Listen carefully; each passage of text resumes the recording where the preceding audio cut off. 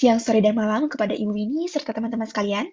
Perkenalkan, saya Ilona Arditi Lanudara dengan NIM 133-24005 akan mempresentasikan mengenai karya tulis ilmiah yang berjudul Analisis Strategi Kebijakan Konservasi Hutan Mangrove Teluk Balikpapan di Era Pembangunan IKN sebagai pemenuhan tugas besar mata kuliah Literasi Bahasa Indonesia. Kelompok saya terdiri dari 5 orang, yakni saya sendiri, Raka, Mutia, Aisyah, dan Faiz. Pada presentasi kali ini, saya akan membahas mengenai 4 bab. Yang pertama merupakan pendahuluan, yang kedua merupakan tinjauan pustaka atau studi literatur, bab 3 merupakan analisis, dan bab 4 merupakan kesimpulan dan saran. KTI ini dilatar belakangi oleh masalah sebagai berikut. Pemindahan Ibu Kota Negara IKN merupakan proyek strategi nasional yang bertujuan untuk mendorong pemerataan pembangunan. Tetapi proyek ini dapat memicu perubahan tata guna lahan dan peningkatan aktivitas manusia, sehingga mengancam kelestarian ekosistem air payau atau hutan mangrove. Ternyata, ekosistem ini memiliki peran penting sebagai habitat flora dan fauna yang beragam, pelindung abrasi intrusi laut, serta sumber daya bagi masyarakat pesisir. Kami memfokuskan pada bagian Teluk Balikpapan. Kerusakan mangrove akibat alih fungsi lahan pada Teluk Balikpapan dapat berdampak negatif terhadap pembangunan ekosistem dan kehidupan sosial masyarakat sekitar. Maka dari itu, kami berasumsi bahwa diperlukan upaya pelestarian yang terencana melalui kajian manfaat ekologis serta analisis strategi kebijakan. Dari masalah yang ada, kami merumuskan 3 hal. Yang pertama, bagaimana pembangunan IKN berdampak terhadap ekosistem mangrove di Teluk Balikpapan. Yang kedua, apa saja manfaat dari hutan mangrove di Teluk Balikpapan yang menjadi pertimbangan dalam upaya pelestariannya. Dan bab 3 adalah bagaimana strategi konservasi mangrove di Teluk Balikpapan dapat disinergikan dengan pembangunan IKN agar pembangunan tetap berkelanjutan. Ruang lingkup kajian ini dibatasi, yaitu pengaruh strategi konservasi hutan mangrove di Teluk Balikpapan terhadap pembangunan Ibu Kota Nusantara.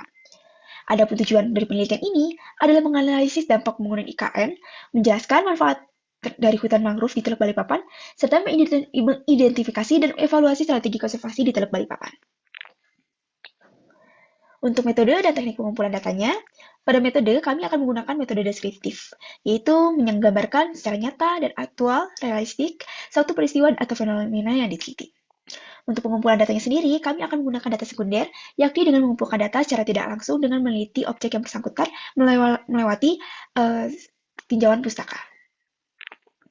Sistematika penulisan, pada bab 1 memuat latar belakang, rumusan masalah, dan tujuan dari kajian pustaka. Bab 2 mencakup teori-teori yang bersesuaian dengan topik pembahasan. Bab 3 menjelaskan analisis dan alternatif kebijakan sebagai pendekatan dalam upaya konservasi hutan. Bab 4 berisi kesimpulan dan hasil pembahasan yang dilakukan beserta rekomendasi dan saran untuk pengembangan karya tulis. Untuk teori sendiri, kami menerapkan beberapa definisi. Yang pertama, definisi ekosistem air payau. Diketahui bahwa ekosistem air payau adalah zona transisi antara ekosistem air tawar dengan ekosistem laut. Biasanya didominasi oleh spesies mangrove yang tumbuh subur di sepanjang pantai ataupun muara sungai. Menurut penelitian yang dilakukan oleh Nedu Roman dan Elam Faluti, ekosistem ini mempunyai beberapa fungsi. Yang pertama sebagai tembok alami terhadap ombak besar dan tsunami, kemudian menjadi akar tunjang untuk mencegah erosi, habitat berbagai udang, ikan, kepiting, burung, dan sebagainya, serta berperan dalam siklus karbon. Untuk definisi mangrove sendiri, secara konteks spesies, tanaman mangrove merupakan tanaman tropis yang tumbuh pada daerah dataran intertidal. Adapun dalam konteks ekosistem, merupakan terdiri dari atas organisme yang berinteraksi dengan faktor lingkungannya dan suatu habitat mangrove. Biasanya, ekosistem mangrove ini tumbuh subur pada pantai dengan ombak yang relatif kecil. Bagaimana cara mangrove beradaptasi? Ada beberapa spesifikasi. Yang pertama, mangrove itu sifatnya halofit atau toleran terhadap kadar garam.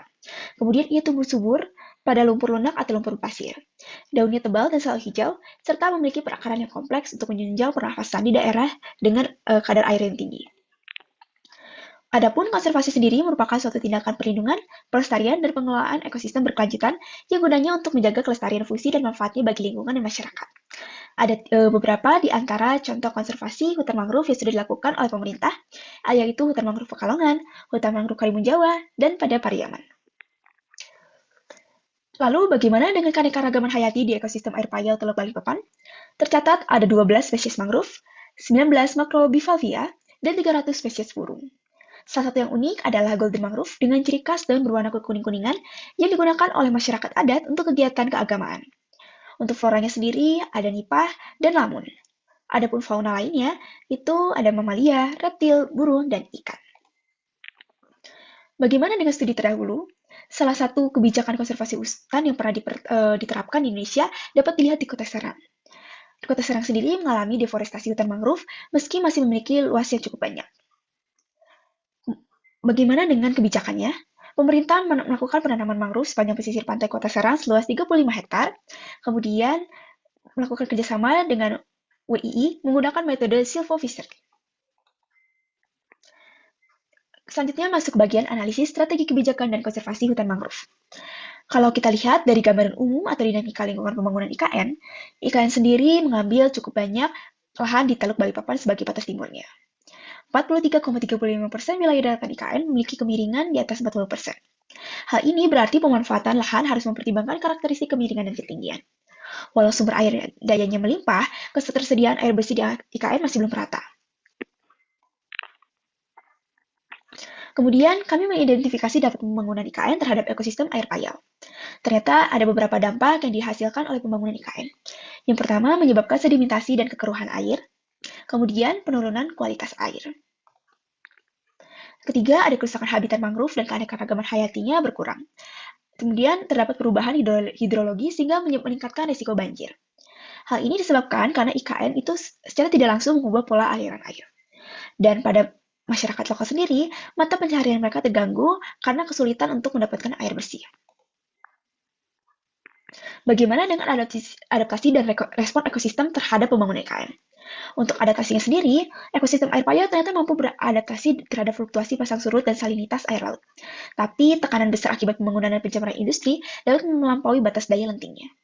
Pohon mangrove juga punya sistem pernafasan dan filtrasi garam, tapi perubahan yang terlalu cepat atau besar dapat mengganggu keseimbangan hidupnya juga. Dengan program rehabilitasi seperti penanaman kembali, dapat mengembalikan ekosistem ke keadaan semula meski tidak selalu berhasil. Adapun respon ekosistem, yang pertama sedimentasi dan kekeruhan air meningkat, kemudian terdapat pencemaran air oleh limbah dan bahan bakar yang dihasilkan oleh aktivitas pembangunan IKN, kerusakan habitat mangrove, dan ancaman terhadap keanekaragaman hayati. Untuk strategisnya sendiri, dapat dilakukan dengan cara pengendalian pencemaran air dan strategi identifikasi sumber pencemaran air utama. Bisa juga menerapkan sistem pengolahan limbah bagi masyarakat pesisir. Tapi hal-hal tersebut harus melibatkan masyarakat lokal dengan strategi edukasi masyarakat tentang bahaya pencemaran air payau terhadap mangrove dan ikan. Terus ada program komunitas untuk monitoring dan revitalisasi kearifan lokal dan pengelolaan air. Adapun kendala dan tantangannya, upaya konservasi air payau ini masih menghadapkan tantangan struktural dan ekologis. Alih fungsi lahan itu tidak selamanya bisa diterhindarkan.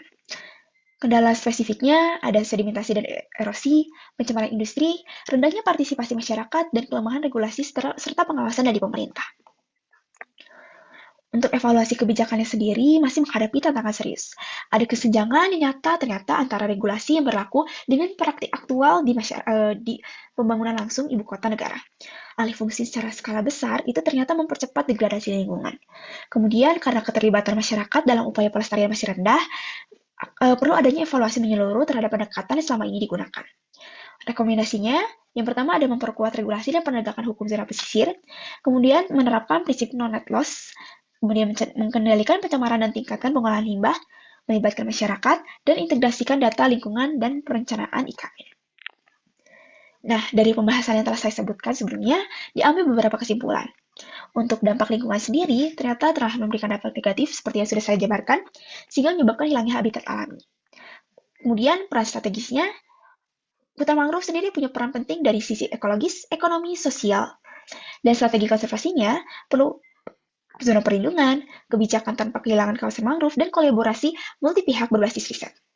Adapun saran penelitian ini untuk kedepannya, yang pertama meneliti integrasi nilai sosial dan budaya lokal dalam konservasi, dapat dilakukan juga studi perbandingan, dapat juga dilakukan kajian ekonomi ekosistem mangrove, perlu juga adanya evaluasi partisipasi multi pihak, dan yang kelima adalah penelitian longitudinal terhadap dampak ekologis.